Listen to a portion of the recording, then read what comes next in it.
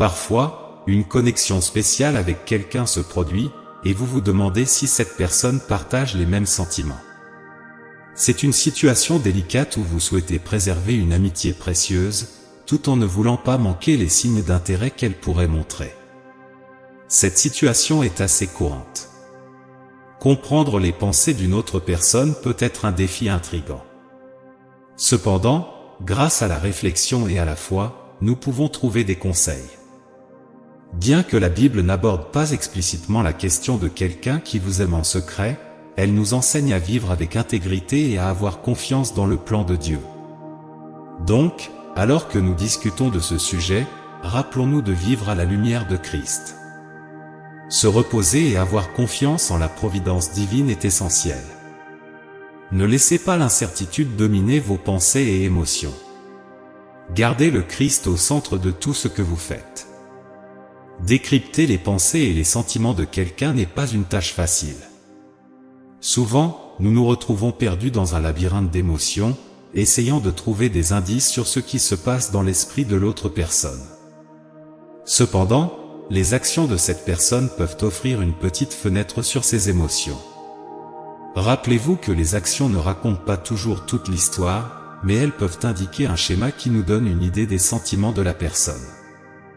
En plus de se concentrer sur les actions, notre maturité émotionnelle, qui se développe par la prière et la méditation, joue un rôle crucial dans la compréhension et la gestion des relations. À mesure que nous fondons nos vies sur la foi, nous trouvons la stabilité émotionnelle nécessaire pour faire face aux défis émotionnels des relations. La prière et la méditation sont nos ancres spirituelles, nous maintenant fermes et prêts à affronter les turbulences des relations. La stabilité émotionnelle est essentielle, et avoir confiance en la volonté de Dieu est la clé d'une relation réussie. Notre quête d'une relation bénie par Dieu doit commencer par la culture de l'amour propre et de la paix intérieure. Cela crée une base solide sur laquelle nous pouvons construire des relations significatives. Comprendre l'engagement que l'amour exige est crucial. Il ne s'agit pas seulement d'émotions passagères au début, mais d'un amour profond et durable qui affronte les défis de la vie. Les rencontres occasionnelles peuvent être accidentelles, mais des efforts délibérés pour partager du temps et de l'espace sont des signes d'un véritable intérêt. De plus, les compliments fréquents peuvent signaler l'attirance de quelqu'un pour vous, tout comme une interaction constante sur les réseaux sociaux.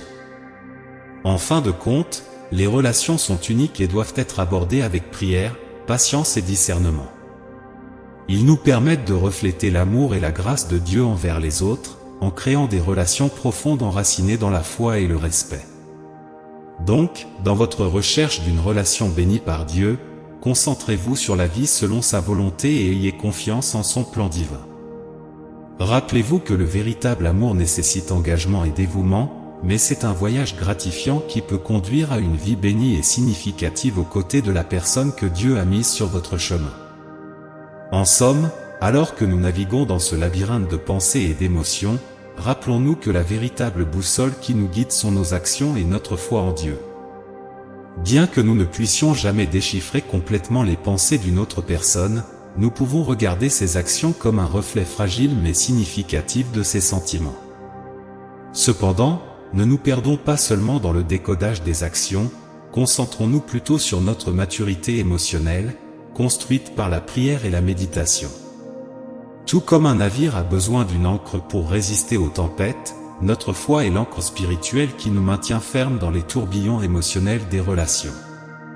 Et alors que nous poursuivons une relation bénie par Dieu, souvenons-nous que la stabilité émotionnelle est essentielle. Donc, nous nous fions au timing de Dieu, apprenons à lire les signes et gardons nos yeux fixés sur Dieu, le guide ultime de notre chemin d'amour.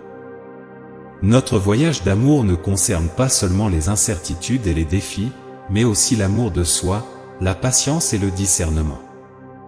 En grandissant dans notre foi, nous comprenons que le véritable amour est un engagement profond et durable, qui fait face aux défis de la vie avec détermination.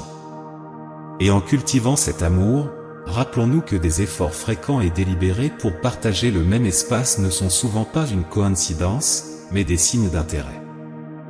Donc, si vous vous retrouvez constamment à penser à quelqu'un, rappelez-vous que Dieu peut travailler dans votre vie de manière mystérieuse.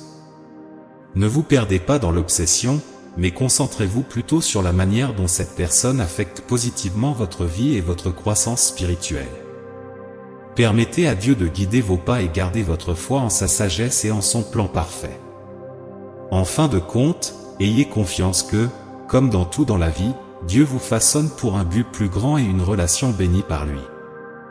Donc, avancez avec espoir et joie, sachant que le voyage en vaut la peine. Prenez un moment pour laisser résonner toutes ces paroles en vous.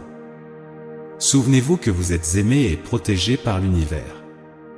Tapez « Amen » pour réclamer ce message et les bénédictions qu'il contient pour vous-même.